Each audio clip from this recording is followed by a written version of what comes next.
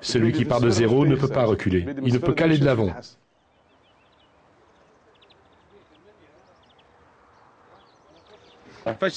Et vous, vous attendez quoi des élections? On n'attend rien des élections. On n'a pas l'eau. Qu'est-ce que tu viens me parler d'élections?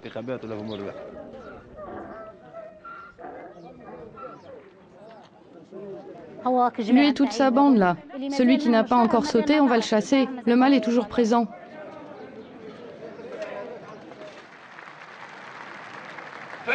Si on veut l'unité nationale, l'islam en sera la base. Si on veut le développement économique, l'islam en sera la base. La liberté finira par gagner en Tunisie. Le printemps arabe aura été pour l'instant une révolte salutaire des peuples contre les dictatures. Ainsi cet hiver, les manifestants tunisiens ont bravé la police du président déchu, Zine Ben Ali. 250 jeunes sont morts parce qu'ils voulaient vivre libres. La dignité fut leur mot d'ordre. Depuis, les Tunisiens prennent la parole dans un pays devenu une immense agora.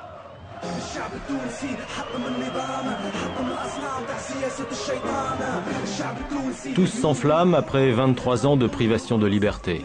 L'invention de la démocratie n'est pas une sinécure. La résistance des partisans de Ben Ali s'organise. L'intégration des islamistes provoque de fortes tensions, sans évoquer l'économie tunisienne, plombée par le chômage.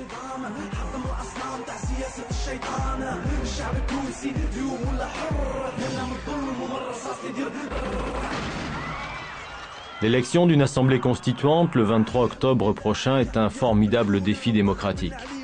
Ce scrutin libre est une première dans l'histoire de ce pays depuis son indépendance, le 20 mars 1956, un événement fondateur.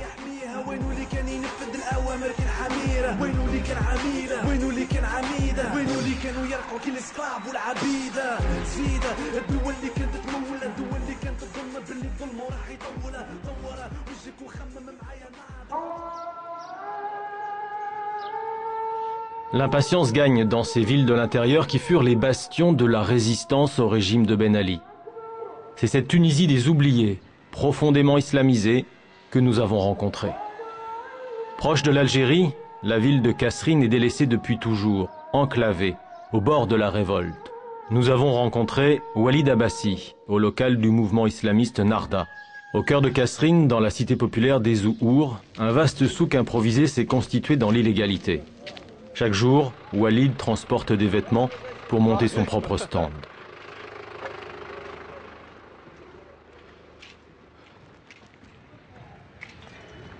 Tu connais tout le monde ici. Hein? Ce sont mes voisins. Oui. Voilà. Voilà le magasin général.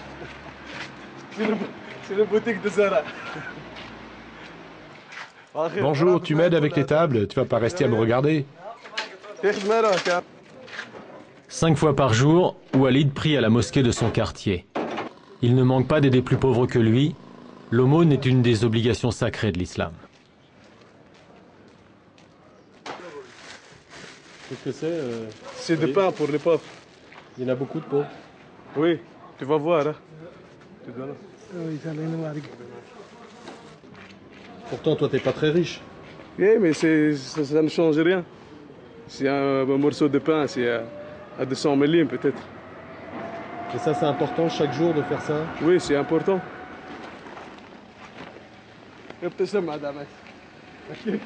Les lots dépareillés vendus par Walid proviennent d'Europe, via Kairouan. Une chemise vaut 2 dinars, ses gains ne dépassent pas 10 dinars, 5 € par jour. Nous avons à prendre notre liberté pour vendre des choses comme ça, parce qu'il est interdit de vendre des vêtements sur le trottoir.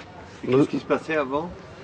La municipalité, le gouvernement ou les polices vont prendre tous les vêtements. Tu pries, on t'a arrêté. Tu buvais de l'alcool, on t'a arrêté. Tu fumais du hashish, on t'a arrêté. Tu volais, on t'a arrêté. Tu ne volais pas, on t'a arrêté. Tu parlais, on t'a arrêté. On empêchait tout le monde de tourner en rond, celui qui priait, tout comme celui qui buvait. Voilà mon ami. C'est l'aide de la Je suis un professeur d'anglais, mais je vends du poisson pour vivre. Ni plus ni moins. Pour vivre, ni plus ni moins. Aujourd'hui, qui travaille à la maison? C'est seulement mon père. Oui. Et vous êtes combien?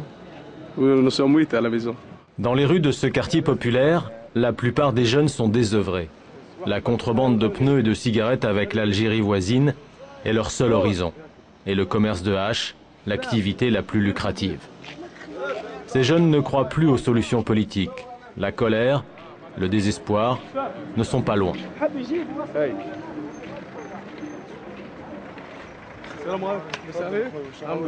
Tu n'as pas de Ferrari à la maison, hein? Tu n'as pas de piscine? Non, non, non, je n'en ai pas, j'ai mon Dieu.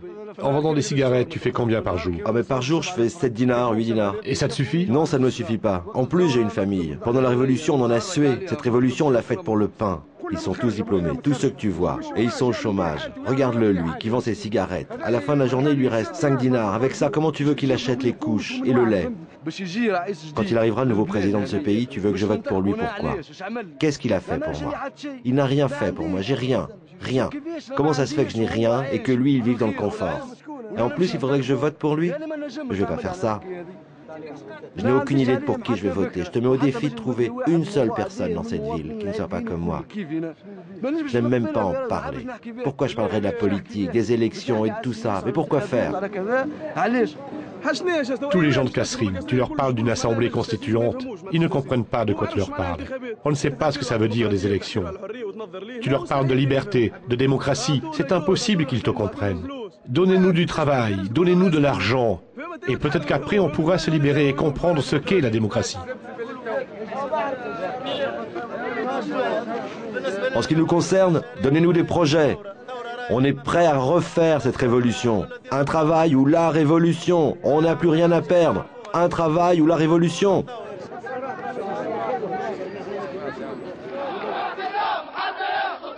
La région de Kasserine a payé un lourd tribut à la chute de Ben Ali.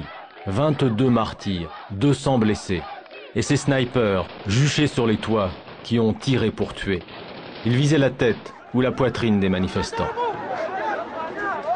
Ces images de la brutalité policière que nous avons récupérées auprès des jeunes eux-mêmes ont été prises avec leur portable.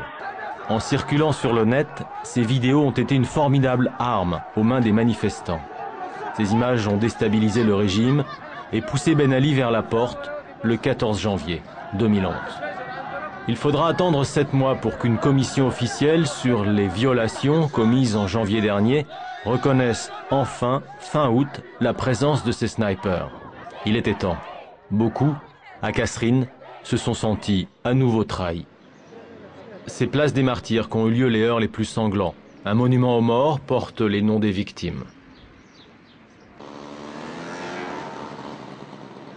Azzedine est un petit entrepreneur. Durant le soulèvement de janvier, il encadrait la révolte des jeunes de Kasserine.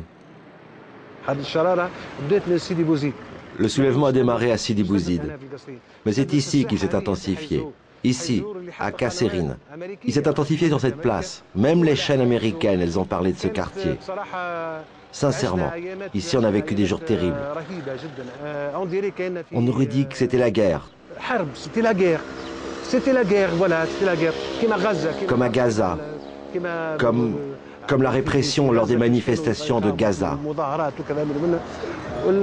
On a vécu des jours vraiment terribles. Mais ceux qui sont morts, ce sont nos enfants, nos propres enfants. Nous nous rendons avec Azzedine dans la famille de Walid Zedaoui. Le 9 janvier 2011, ce jeune de 24 ans était abattu par les snipers.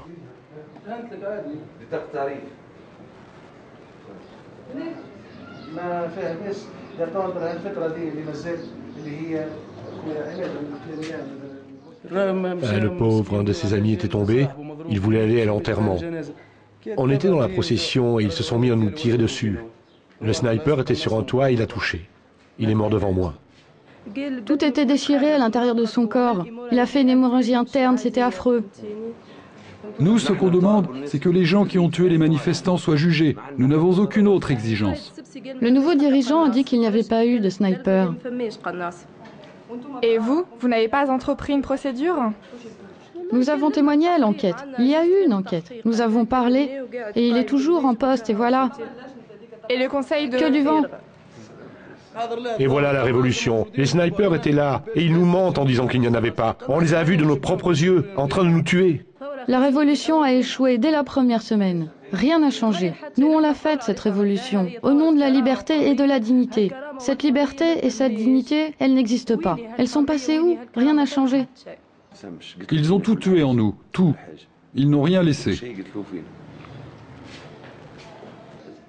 Et on n'a confiance en personne. À combien de partis politiques on est arrivé? Aujourd'hui, 81 partis politiques. Des gens qui étaient en exil. Je ne les connais pas. Je suis né en 77, j'avais 10 ans quand ils sont partis. On n'a aucune idée de qui ils sont. Depuis la fuite de l'ancien président Ben Ali, une centaine de partis se sont créés. De nombreux journaux dénoncent en vrac l'incurie et la corruption. Dans ce tourbillon démocratique, le mouvement des islamistes Narda, créé dans l'illégalité il y a 30 ans, est le plus visible. 20 000 de ses militants ont été emprisonnés et torturés. Autre atout, la personnalité charismatique du leader, Rachid Ghannouchi, emprisonné puis exilé à Londres, jusqu'à son retour triomphal cet hiver.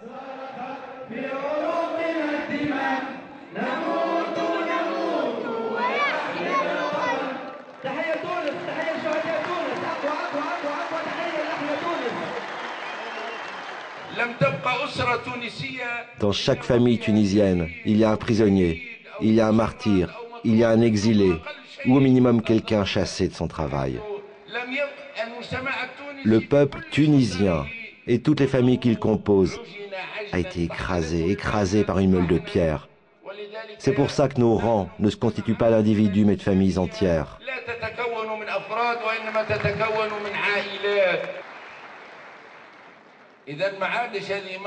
On ne peut plus parler de province intérieure ou sahélienne, mais c'est la Tunisie tout entière qui se réunit autour de la parole islamiste que propose Narda et qui se réunit autour des martyrs et du combat qui est mené depuis 40 ans.